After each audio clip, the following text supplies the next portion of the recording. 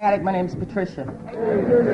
Hey, family. Truly, I'm grateful to be able to stand here and introduce this lady to you. She's not my official sponsor, but she's my unofficial sponsor and my unofficial mother and a few other choice words I call her sometimes. And I have to apologize to this convention committee because a couple of years ago, we were all set to come to Detroit, and because I started a new job, I had to back out from bringing her up here. So I have to apologize for that because she was ready to come. I met Barbara Blaze about 4 years ago as I served on the programming committee at the Capital Area Convention down in North Carolina. And before I ever met her, we were trying to decide who we could bring down to North Carolina to deliver a message of power as our Saturday night speaker. And we had been listening to tapes for months and nobody really hit us. And a friend of ours was sitting there and he said, well, we can always call Blaze. She can always pack a room. And without ever listening to her tape, we made the phone call. She was at home. He made the connection, and she said, I'll be there. And that's what I know about Barbara Blaze. In the 4 years that I've known her, we've had her at our home group to speak. We've had her at a home group fundraiser to speak. And I mean, I come from a very itty-bitty town in North Carolina, and this woman is willing to travel anywhere to bring the message of Narcotics Anonymous.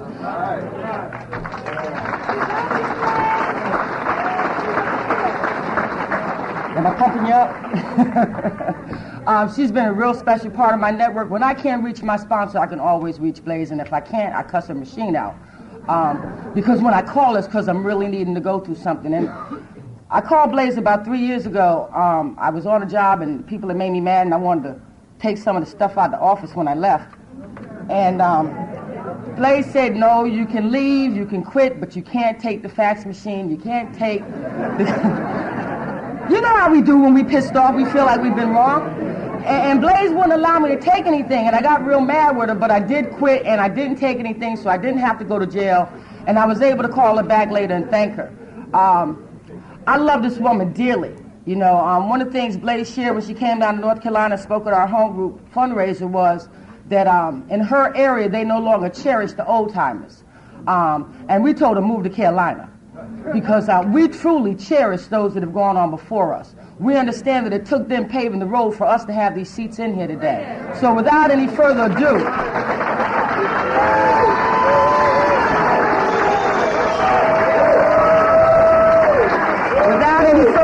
I give you Barbara Blaze.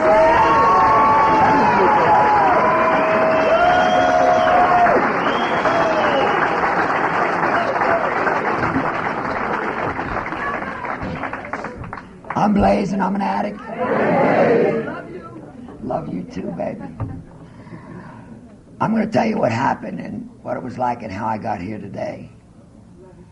I'm born and raised in Atlantic City.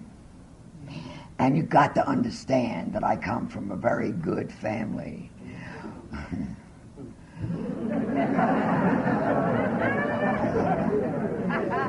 And very political. My father was sergeant of police force. My mother was supervisor of a telephone company, and Shriners and Masons and all this other nonsense that people are to be who they aren't. Anyway.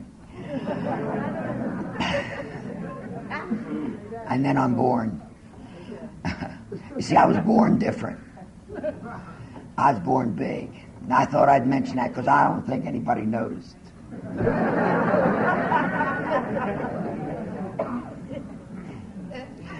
And my mother just didn't approve of me right from the beginning. And she let me know it. And I disliked myself immensely. And when I was about 5 years old, I went to a birthday party of a girlfriend of mine who was 7. She was smaller than me. She was older than me. And she got this 3-wheeler bicycle. And everybody took turns riding this bicycle except me. I was too big. So I ran home, cried. See, in my room, I was anybody I wanted to be. Okay?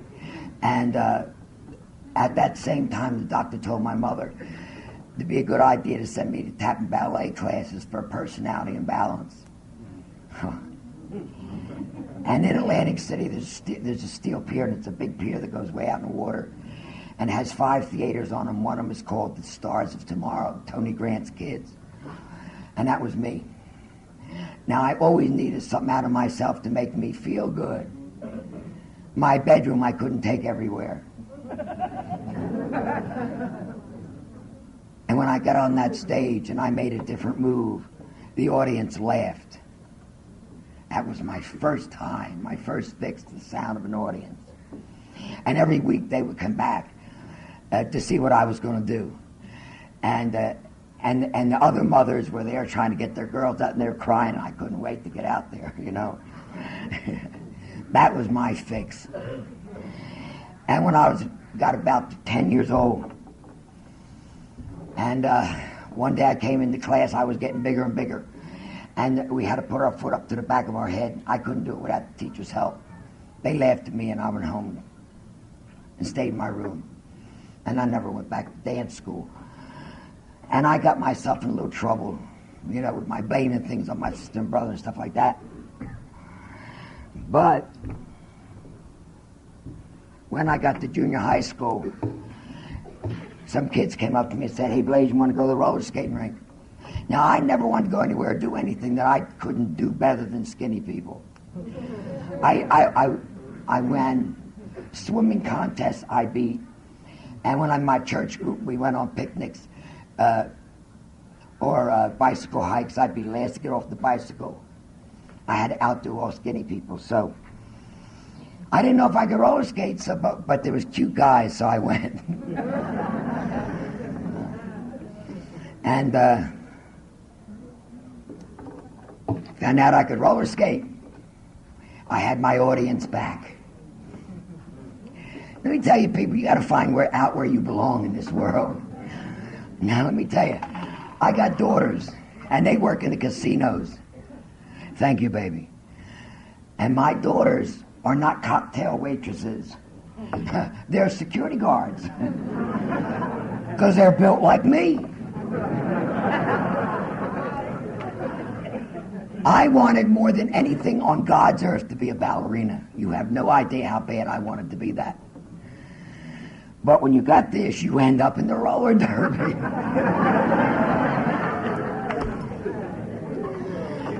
So I'm in the roller derby.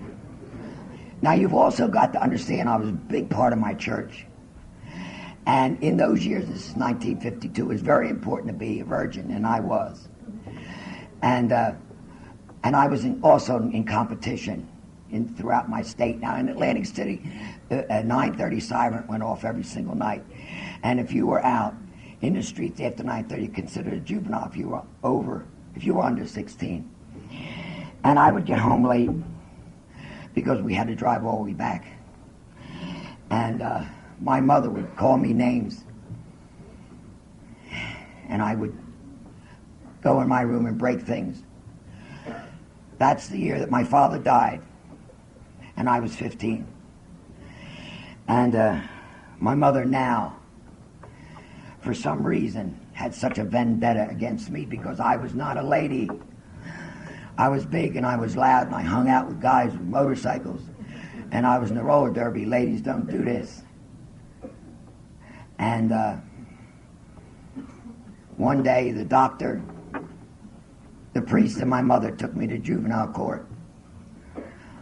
And you got to understand, people, I stood before a judge, the same size I am now, maybe a wee bit bigger.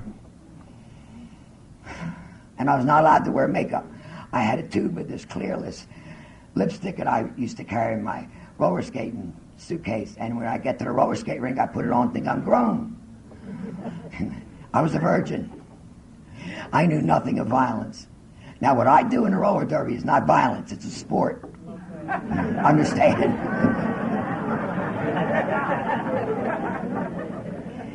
And I was head jammer, so I had to make points. It was sport. I did not understand violence, and I didn't understand homosexuality. You've got to understand this child that stood before this judge, and he sentenced me to Clinton State Prison for women.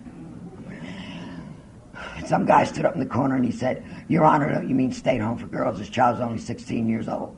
His Honor said, quote unquote, "Look at the size of her." I mean Clinton. And I went away for the worst kind of prejudice there is, my size. Because inside of that big woman was a little girl who knew nothing, who knew nothing. And I went to Clinton. I was terrorized. I was absolutely terrorized. I didn't understand these people. They made a flunky out of me. They pushed me around. They called me names. So the authorities wrote the judge who wanted to know what I was doing there at the age of 16 and in the condition I was, which was a virgin. And the judge had an ego problem, and he didn't like his decisions disturbed. So he sent back to Clinton that I had indeterminate sentence. When you're 16, that's 5 years. Word got back to me. I had a nervous breakdown. I couldn't stay in this place another day, much less on 5 more years. This time when I came out of the infirmary, a lifer took me under her wing, and she said, Blaze, you remember that brown envelope they gave you, put all your personal belongings in? She said, I'm going to teach you how to make it in this place for the next 5 years. You put all your human emotions in there, save one, hate. And I'm going to teach you how to make hate your best friend. She was a good teacher, and I was a good pupil. She come up to me one day and said, here, Blaze, try some of these. And she gave me some hooch. Now, let me tell you about hooch. We make it in penitentiaries like corn liquor. It's powerful, okay? And then a couple more weeks later, she bring me some pills. Here, Blaze, try some of these. I found out if I swallowed the hooch, I swallowed the pills, it put me up there, and I could look down on you and say, damn you, world, I am okay. We're not going to get into all the bloody, gory details of penitentiary, but when I was 16 and a half years old, and they stopped doing this for punishment this year because a girl died. They take you down the basement and put you up against a stone wall, and they put the fire hose on you close range. And it was my turn. I was being bad. I was getting a name for myself. And I went down handcuffed, and I come down the stairs, and one of the girls said, Blaze, don't let him hit you in the stomach. You never have a baby. And I thought about this thing. I hadn't even used it yet, you know.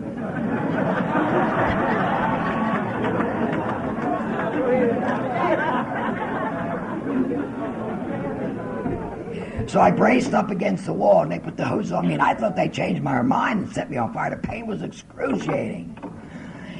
And I could hear the screaming out there. I couldn't get it together or my pain together, and I blacked out. And when I came to, I was in a hole. I was no clothes on. I had no skin on my back. And I was laid on the floor, bent backwards. I went to the bathroom on myself and threw up on myself.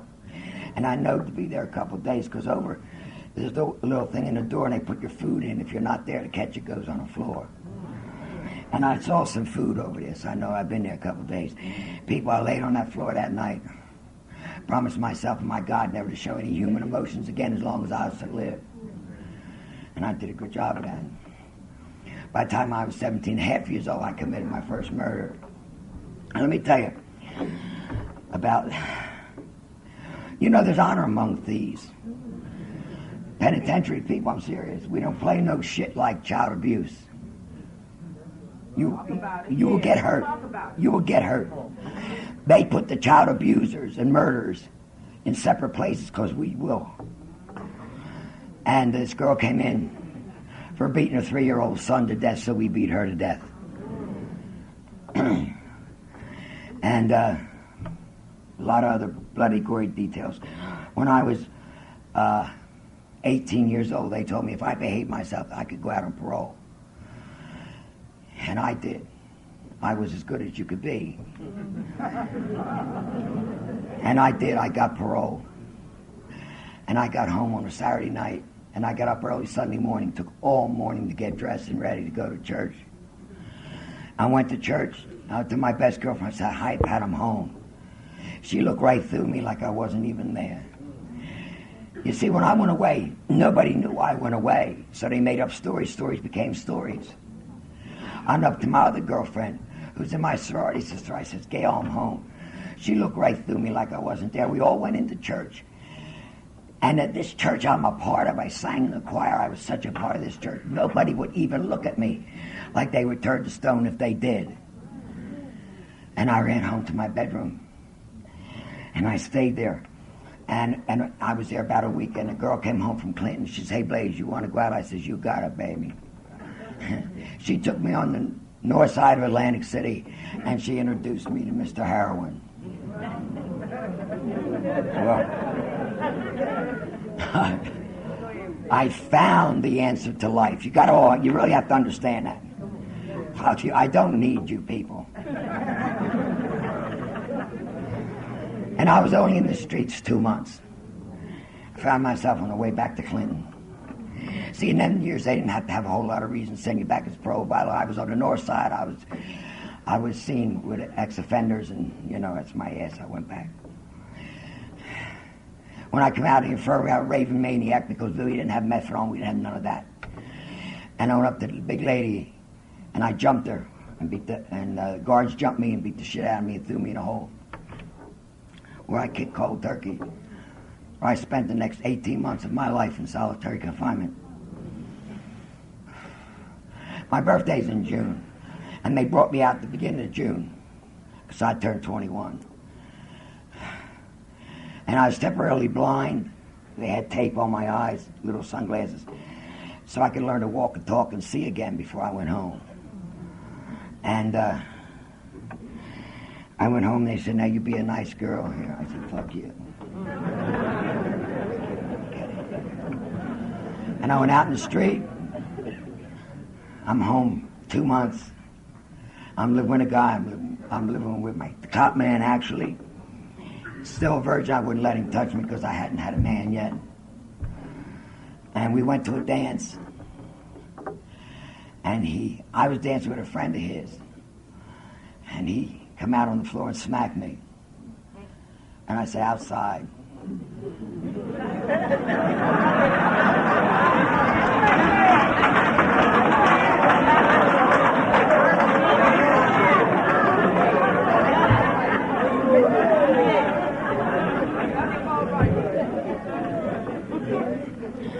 Need to say I took him outside and I killed him. Now you got to understand, we were on our way to the hospital and we had a car accident. We both ended up in the morgue. And my sister loves to tell this story. They called my mother at 1:30 in the morning to come identify the body. Now my mother never went anywhere without either the priest or the doctor. It depends upon whose turn it is here. So she brought the doctor. He worked on me and I lived. And they said upstairs to my mother that I was alive, and my mother said, that figures. Get you right here. And I went before the same judge, and I pleaded self-defense. And His Honor said, when the victim is dead, it is not self-defense. But by the grace of God, he died in a car accident, and I got a church's assault and battery with a deadly weapon with intent to kill. 5 to 7 years. Back to Clinton. The judge says, maybe, Barbara, you'll learn something this time. I said, fuck you. 3 years later, and 2 murders later, I got out of the penitentiary. I did 8 years in the penitentiary, from the age of 16 to 24. They're the years that you mold into the person you're going to be for the rest of your life. And I was molded. Okay? I feared nothing or no one.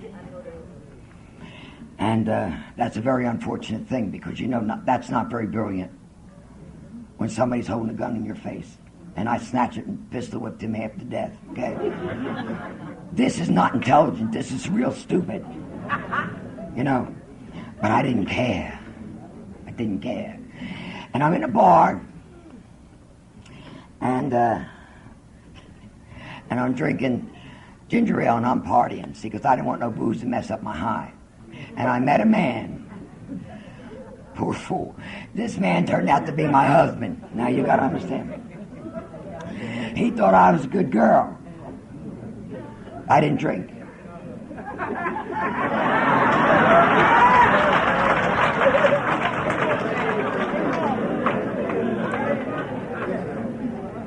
We got married. Because after he got me home, I was a virgin on top of not drinking. And we got married and had 4 lovely, lovely children. But you got to understand here, we had a problem.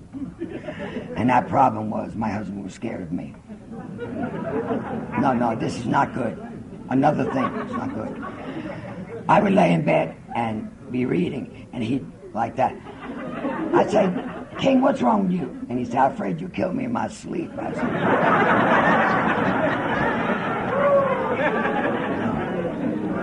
never happened. Never happened. I want you wide awake. I want you wide awake. Now, you see, this can't be. Because he would beat my kids while I was at work to get even with me. So I understand what the abused woman sort of thing is. Because I had to kiss his behind so he wouldn't mess with my kids while I was at work. Okay? And you've got to understand the situation I got myself into here. He's an alcoholic, okay? And my husband is black. And this was in 1968. And nobody would help me. The white people wouldn't help me, and the black people wouldn't help me.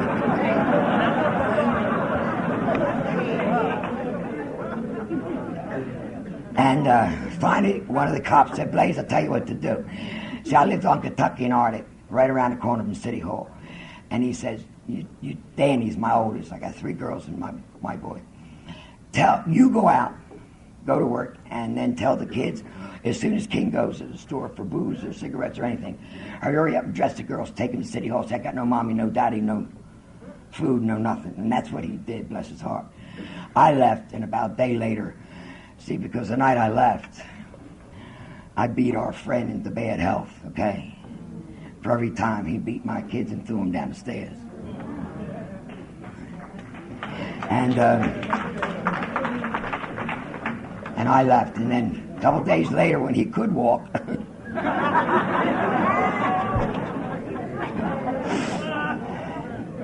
and Danny took the girls around, and they were in a foster home, so I knew my babies were safe.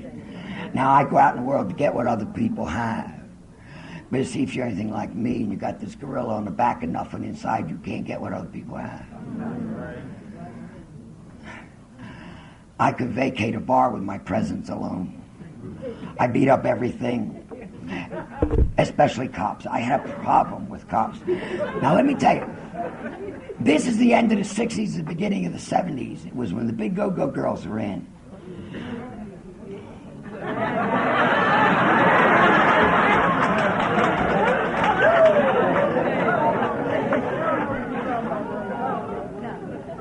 That was my last hurrah, people, let me tell you.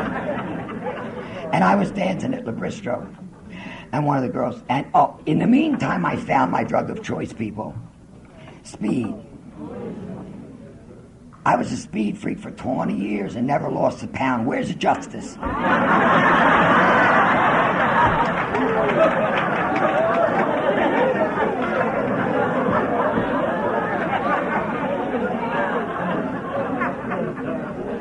My friends all look like pencils. And they say to me, Blaze, what's up? I said, I don't know. And I had the best meth in town. I had that pink crystal, shone like diamonds. And anyway, I'm dancing one night. One of the girls come up and said, Blaze, the cops are here. And I had about $400 of good meth upstairs, and I didn't want them to take my diamonds. I ran outside. Michael, who wanted to go with me, we used to go to high school together. I couldn't stand him because he was a cop. I went outside, grabbed Michael, I beat him up. I threw his gun across the street, I threw his dog against the car. And he's under the wheel, so I need a backup out here.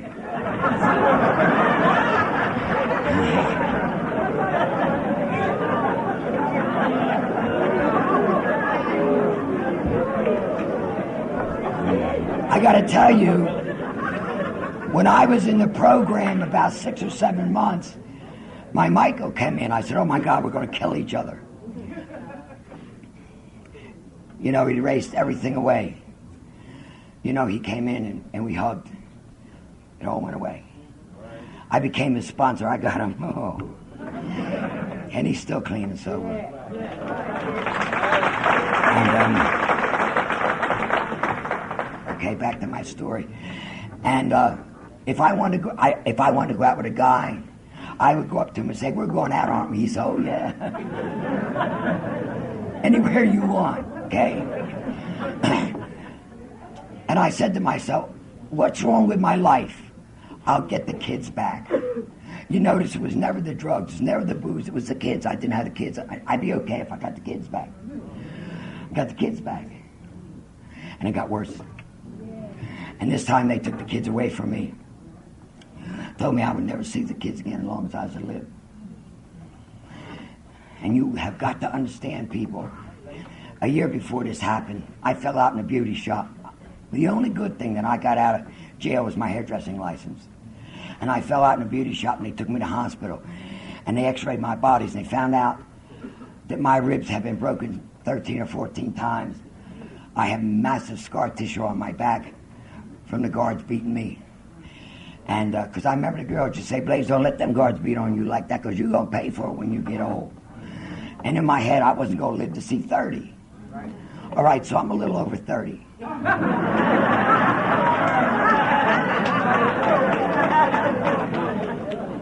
And they were very right. I'm paying heavy duty. Believe me, it's okay.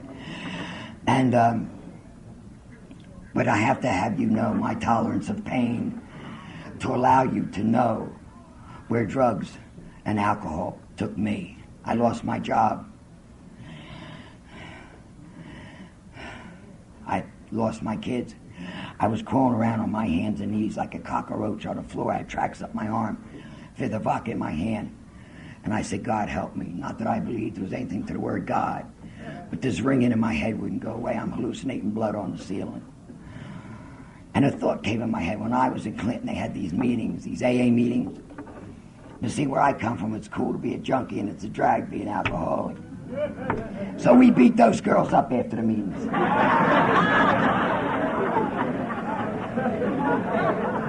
The thought of AA came in my head. So I crawled out up to the boardwalk, where there's a phone booth on the boardwalk. And I called my girlfriend and I said, I want to go to AA. You got to swear in your mother's eyes you won't tell nobody what I'm going to tell you, because I couldn't let my corner friends know where I was going. God help us. She started crying. She said, you come home with me, I'll take you to this place. And I went to my first meeting. Her in front of me, her husband behind me. So I couldn't get away. Went to this building. There was an old man outside. It was a dark building. It was a Tennessee and a Boardwalk, the arcade building. This raggedy old man standing outside. I said, is this where the AA meetings is? And he said, yeah, upstairs, the second floor, room 41. I said, okay. So I went upstairs, and this girl come out, and I said, whoa, get off me. She goes, where I come from, you don't let nobody up on you unless you're going to fight them or fuck them. That's the way it works. And she said, would you like a cup of coffee? And I said, what's her angle? Being the speed freak I was, I went and sat all the way in the back of the room, me and the wallpaper. And I read the signs, and it said, but for the grace of God. Oh, he's in here. I'll never get this thing. And this woman come up to me, and she said, do you think you could stay away from a drink one day at a time? I said, of course I can. I was full of drugs. Nobody asked. I didn't offer.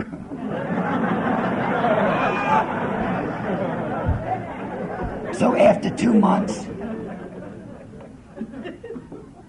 of running the place and hearing, you hear just what you want to hear. I heard something about getting involved, so I looked around the room to see who I was going to get involved with.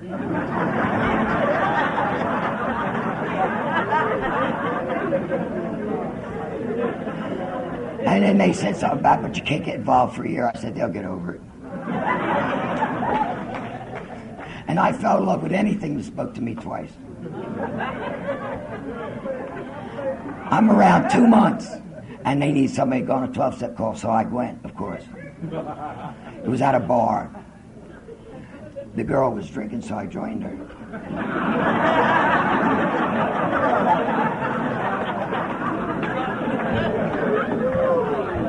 Because you see, my drugs told me, you know, that's good they got this place for them lanes, you know. I got my head on right now, I'm cool. When that drink went down inside of me, I got just a tinge of fear. I said, oh my God, those people are right. I finished out the night. The next day I crawled through them rooms, through that door. I said, help me. And that was on September the 18th, 1973. And I haven't had drink or drugs since.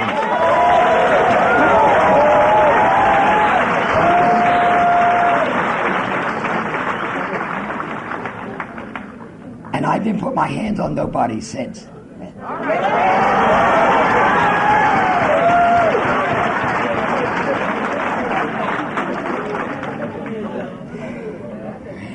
And I kept coming back. And they said to me, listen here, you got to go.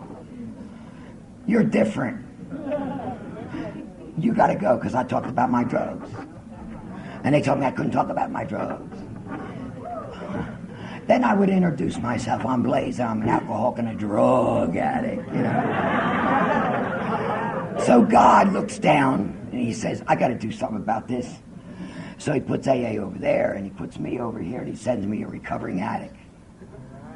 Yes, a very sick recovering addict. He sent me Dutch, okay?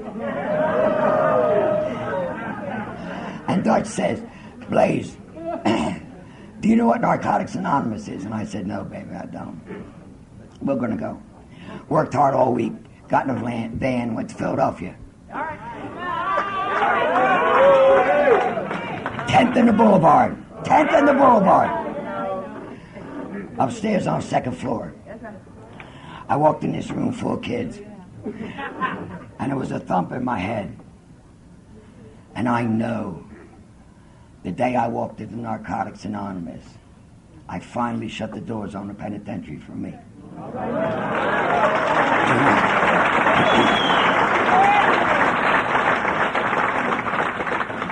Let me tell you something, sweetheart. We can't promise you that we're going to open the doors to heaven for you. But I can promise you we'll shut the doors on hell for you.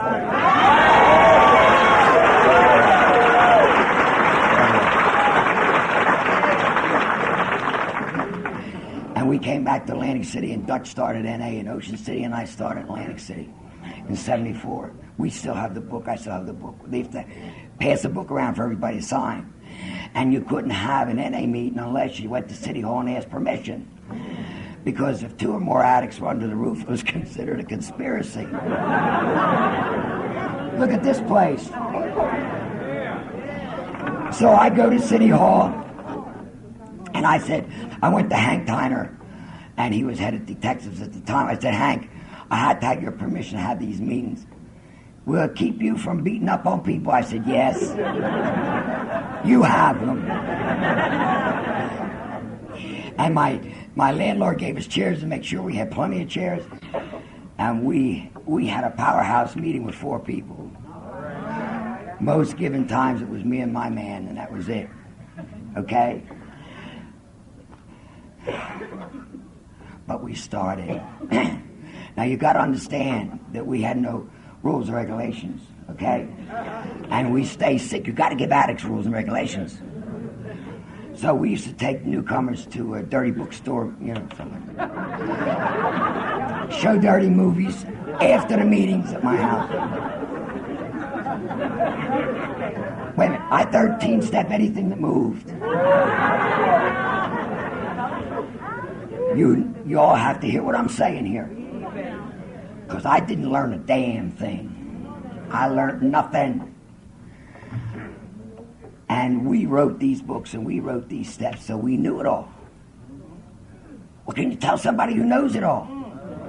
And Dutch went out to California one time and came back, and he was different.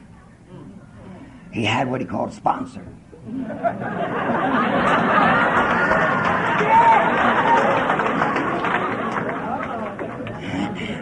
And I was jealous because he started talking like maybe he had a little bit of sense in his head. I was jealous. But you see, I couldn't find a woman that I respected enough to take direction from. You can't tell me how you gonna tell somebody what to do when they know it all.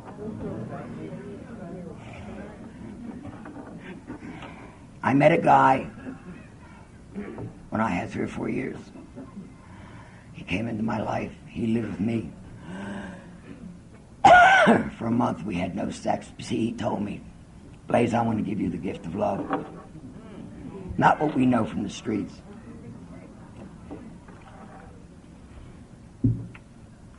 He was a jazz musician. He played the drums. And we used to take his tapes and go on the beach and watch the sun come up and talk to each other through the music. He gave me the gift of love. And ladies, when we finally went to bed together, he knocked my socks off. You see, there's more to love than sex. Now, when somebody told me that there was more to love than sex, I said, no, because if we go to bed together, we're in love. If you're good, we're really in love.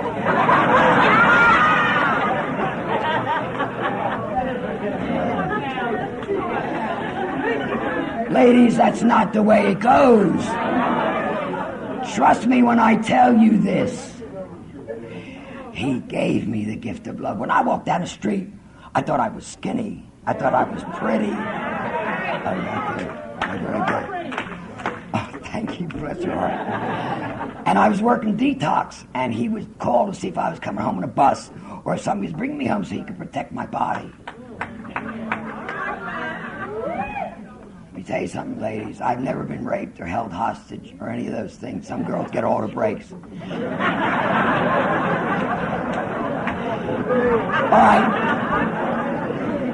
I know how serious that is. I know how serious that is. Okay? Because some of my babies, I have to heal them for what men have done to them. And Lorraine Bobbitt is my idol woman.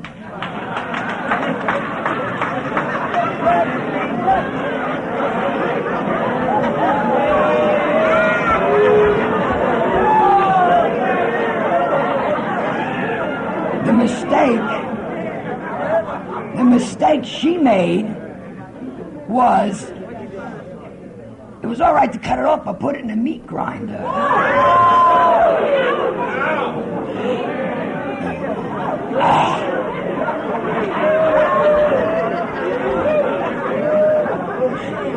And I wonder why, as I stand up here talking, and I wonder why I can't get nobody to take me to dinner.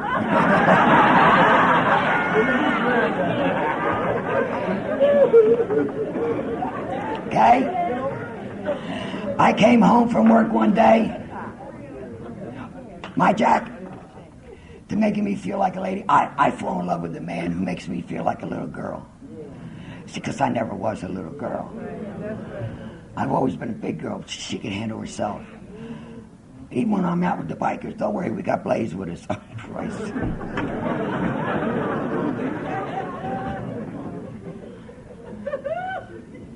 Jack made me feel like a little girl.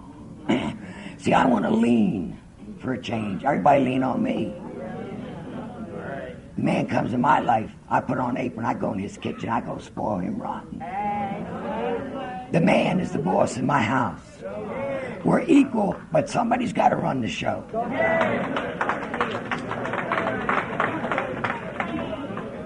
Okay? And when the man makes me feel like a little girl, I'm in love. And I was in love.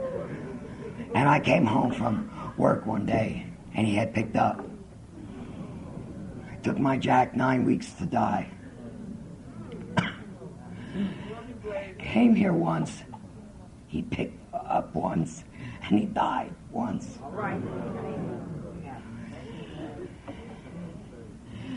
And you can't imagine.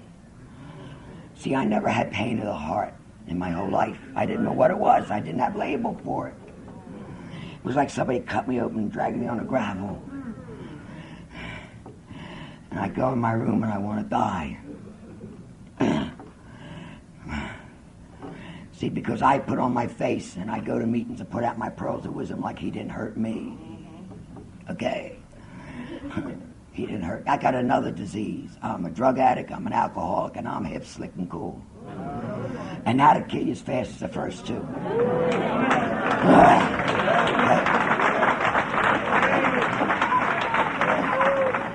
I come home. I wanted to die. So I only fell in love with men who were sick. You got 2 days, you're mine. I saw you first. Come home with mother. She'll make you well. Remember the wall full of paper I have? Wrong. They should have never given it to me.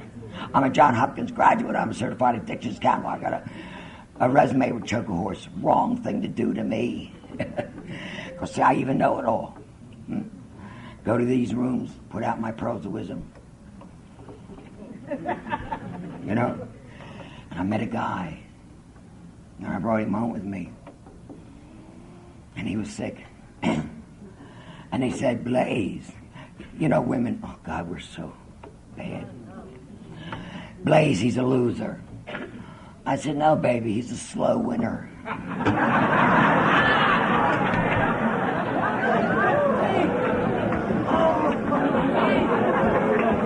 Yeah, really. Women, we're a mess, women. But you don't know him like I know him. Yeah, right. Because he was a cold-blooded loser, y'all. I'm serious. Now, let me tell you something, honey. When you lay down with dogs, you come up with fleas. When you lay down with somebody sick, you come up sick. Two sickies don't make a holy. And I had to put him out of my life to get well. And for him to get well. And now I really knew what pain was. Because when someone dies, you know you have to get rid of it. But as long as they're alive, there's still that chance that we can make it.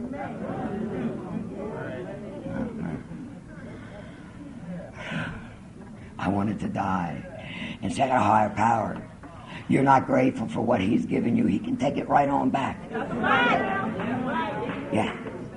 He looked at him and he said, oh, you're not pleased with what I've given you. I'll take it back. He pulled the plug on me and I had a massive heart attack. And when I laid on the floor that day, I knew that I had a lot of love to get and a lot of love to give. And I said, can we talk about it? I changed my mind here. I went to the hospital. And I was 10 days and nights in a coma, but I lived.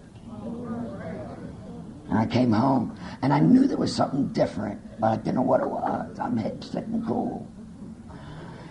Dutch came to the door, and he says, Blaze, you want to go speak at a convention? I said, all right. Down in Hampton, Virginia. 1984 was our first really big convention outside the world on the East Coast. And we drove down there late, got there Friday night real late, so Saturday get up. I went to a women's meeting. I'd never been to a women's meeting. I hang out with the men. It wasn't because women would take my man. Because if you spoke to my man, you said, hi, how you doing?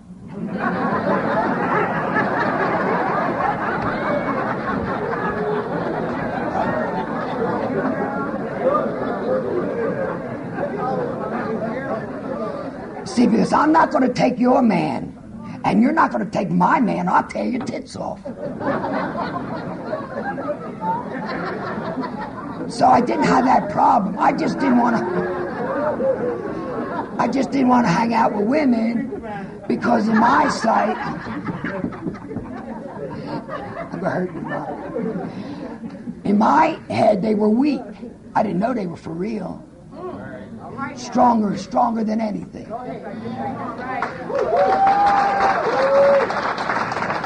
And this little girl on the floor,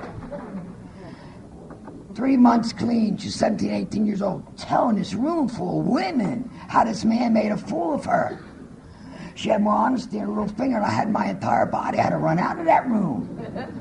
I ran upstairs to my room. My babies come running up, and I was a banquet speaker, and I'm sitting on the bed. You got to understand how organized I am. Everything's in this place. I'm sitting on the bed. I'm rocked. Did I take my bath? Where are my shoes? My babies are running around. My God, Blaze is lost. They're praying on the tub. Where's that woman from the women's meeting?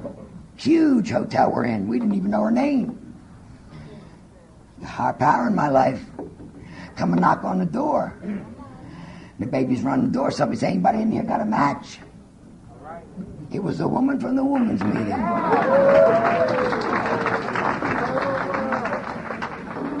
My Doreen. bring Doreen in. And now you got to understand, everybody in South Jersey was scared deaf of me. Okay?